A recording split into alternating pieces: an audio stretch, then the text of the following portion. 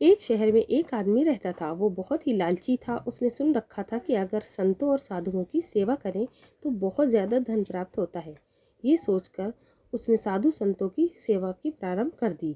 एक बार उसके घर बड़े ही चमत्कारी संत आए। उन्होंने उसकी सेवा से प्रसन्न होकर उसे 4 दिए दिए और कहा, इनमें से एक दिया जला लेना और पूरब दिशा की ओर चले जाना।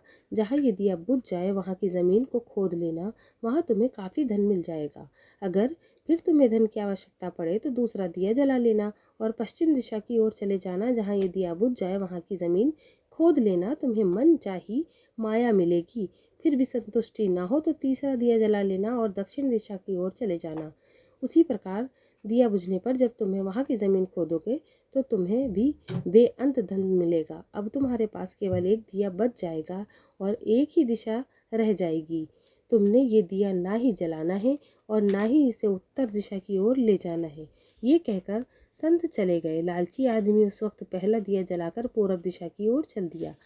दूर जंगल में जाकर दिया बुझ गया। उस आदमी ने उस जगह को खोदा तो उसने पैसों से भरी एक गागर मिली। वो बहुत खुश हुआ। उसने सोचा, इस गागर को फिलहाल यहीं रहने देता हूँ, फिर कभी ले जाऊँगा। पहले मुझे जल्दी से पश्चिम की दिशा वाला धन देख लेना चाहिए।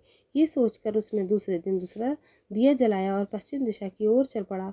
दूर एक उजाड़ स्थान में जाकर दिया बुझ गया।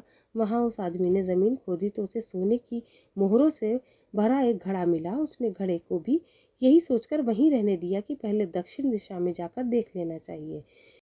जल्दी से जल्दी ज़्यादा से ज़्यादा धन प्राप्त करने के लिए वो बेचैन हो गया। अगले दिन वो दक्षिण की दिशा की ओर चल पड़ा। दिया एक मैदान में जाकर बुझ गया। उसने वहाँ की ज़मीन खोदी तो हीरे मोतियों से भरी 2 पेटियाँ मिली। वो आदमी अब बहुत खुश था। तब वो सोचने लगा, अगर इन तीनों दिशाओं में इतना धन पड़ा है तो चौथी दिशा में इससे भी ज़्यादा धन होगा। उसके मन में ख्याल आया कि संत ने उसे चौथी दिशा की ओर जाने के लिए मना किया है। दूसरे ही पल उसके मन में कहा, हो सकता है उत्तर दिशा की दौलत संत अपने लिए रखना चाहते हों। मुझे जल्दी से जल्दी उस पर भी कब्जा कर लेना चाहिए।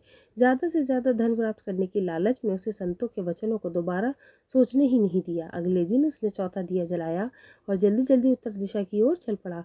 दूर आगे एक महल के पास जाकर दिया बुझ गया। महल का दरवाज़ा अंदर बंद था। उसने दरवाजे को धकेला तो दरवाज़ा खुल गया और वो बहुत खुश हुआ।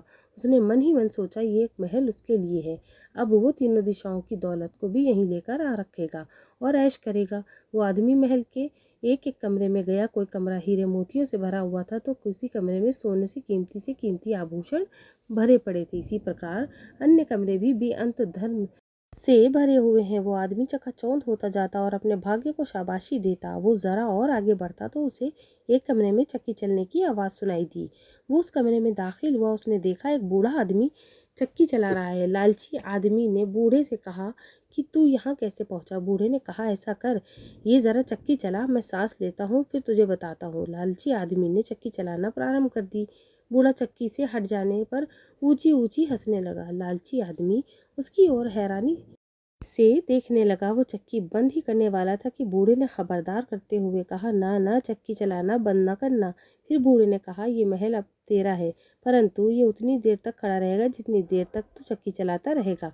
अगर चक्की चलानी तूने बंद कर दी तो महल गिर जाएगा और तू भी इसके नीचे दबकर मर जाएगा। कुछ समय रुक कर बूढ़ा फिर कहने लगा, मैंने भी तेरी तरह लालच करके संतों की बात नहीं मानी थी और मेरी सारी जवानी इस चक्की को चलाते हुए बीत गई। वो लालची आदमी बूढ़े की बात सुनकर रोने लगा। फिर कहने लगा, अब मेरा इस चक्की से छुटकारा कैसे होगा? बूढ़े ने कहा, जब तक मेरे पास तेरे जैसा कोई आदमी लालच के अंधे में होकर यहाँ नहीं आएगा तब तक तू इस चक्की से छुटकारा नहीं पा सकेगा। तब उस लालची आदमी ने बूढ़े से आखिरी सवाल पूछा, तू अब बाहर जाकर क्या करेगा? बूढ़े ने कहा, मैं सबको ऊंची ऊंची कहूँगा, लालच बुरी बला है।